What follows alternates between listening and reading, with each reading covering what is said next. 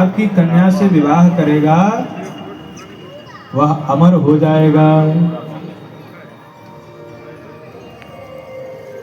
जबकि विश्वमोहिनी की हस्तरेखाओं में ऐसा लिखा था कि जो पहले से अमर होगा वो विवाह करेगा। अब नारद जी ने सोचा अगर सही सही बोल दूंगा तो मेरा पत्ता तो पहले साफ हो जाएगा, थोड़ा सा अगर मिला के बताऊंगा तो हो सकता है मेरा भी नंबर आ जाए। तो नारद जी ने कहा जो इससे विवाह करेगा वो अमर हो जाएगा। जो यही बरे अमर सोई, जबकि लिखा ऐसा नहीं था, लिखा था जो पहले से अमर होगा भाई वो विवाह करेगा, विवाह के बाद अमर हो जाए, ऐसा नहीं लिखा था। नारद जी ज्योतिषी हैं तो थोड़ा ऊपर नीचे करना उनको अच्छे से आता है, थोड़ा दाएं बाएं कर दिया। दूसरा क्या लिखा था, जिससे युद्ध भूमि में कोई न जीत पाए, जिसका नाम हो अजित। अजित नाम किसका है? भगवान विष्णु का। भगवान विष्णु का एक नाम क्या है? अरे जोर से बोलो माताओं, अजित, जिसे कोई न जीत पाए। तो उनके हस्तरेखाओं में लिखा था जिसका नाम अजित हो उनका विवाह होगा। तो नारद जी ने सोचा आपने राम तो लड़ना भिड़ना जानते नहीं, और अगर सही सही बताएंगे हमारा पत्ता पहले ही साफ हो जाएगा। तो नारद जी ने ये कह दिया कि जो इनसे विवाह कर लेगा उससे कोई नहीं जीत पाएगा, थोड़ा सा अपने से बना दिया। और तीसरी बात लिखी थी संसार जिसकी सेव पूजा करता हो वो इनसे विवाह करेगा। नारद जी ने सोचा मेरी पूजा तो कोई करते हैं नहीं, ऊपर से लड़ाने भिड़ाने वाला और समझ लेते हैं।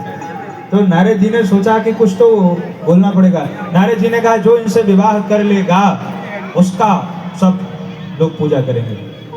लक्षण सब विलो की उर राखे और कछु को बनाए भूप सन वागे। कछु को बनाए, बना करके बता दिया। और कहा सुनो महाराज जल्दबाजी मत करना, ये सब गड़बड़ हो जाए। शील दीजिएगा। ना महाराज जल्दबाजी नहीं करेंगे। हाँ बोले मुझे मेरे आने का इंतजार करना और अभी शीघ्रता मत करना, मैं बस अभी गया और अभी आया। नारद जी चले वहां से और नारद जी सोचने लगे कि सौंदर्यम सर्वनारी नाम, एक स्त्री को क्या चाहिए? बोले सुंदरता चाहिए। एक स्त्री अपने पति में सबसे पहले जो गुण ढूंढती है वह है सौंदर्य, कि भाई सुंदर है कि नहीं।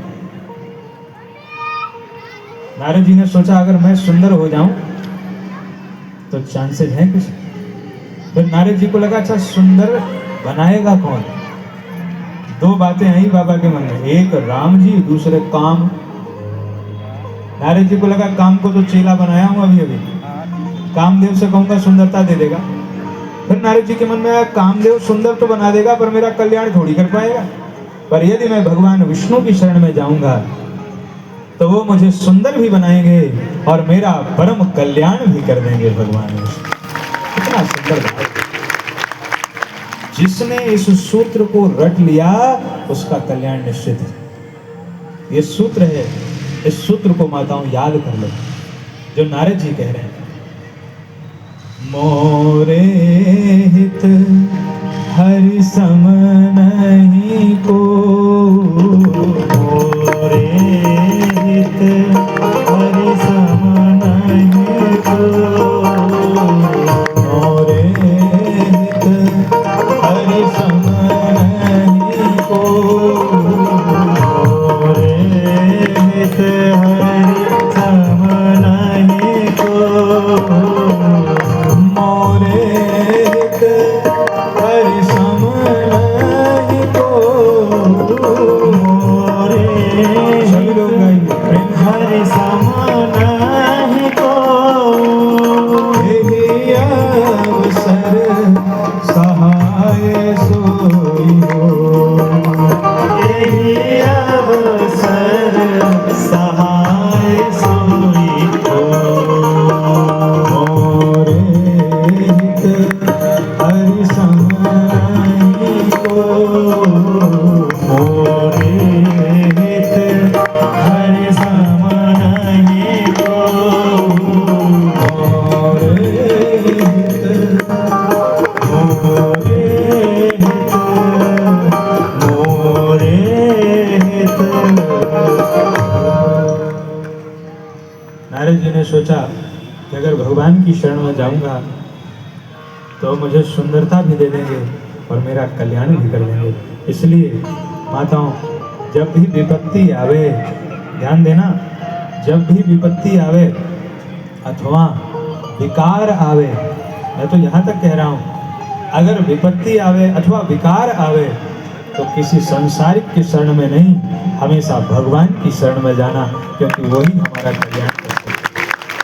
विकार आवे तो भी भगवान की शरण में जाओ, प्रभु मेरे मन में ये विकार आया है, मेरा कल्याण करो। और नारद जी भगवान के पास आए,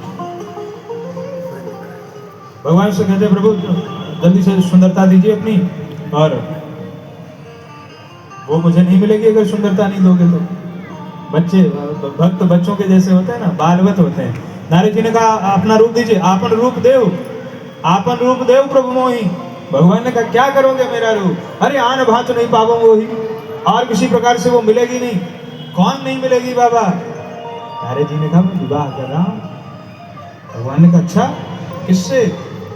कहा वो शील निधि महाराज हैं, उनकी पुत्री है, तो अपना रूप दे दो हमको। अच्छा, भगवान के चक्कर में एक से एक विवाह के बारे में हमने सुना बाबा, लेकिन ऐसी मांग हमने विवाह में आज तक नहीं देखी।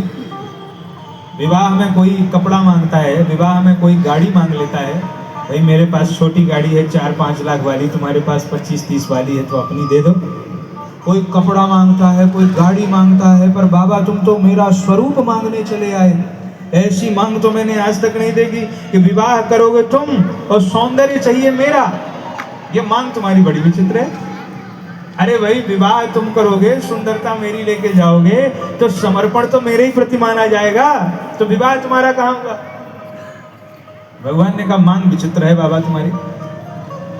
तो नारद जी ने कहा था सुंदर बना दीजिए, और भगवान ने सुंदर की जगह बंदर बना दिया।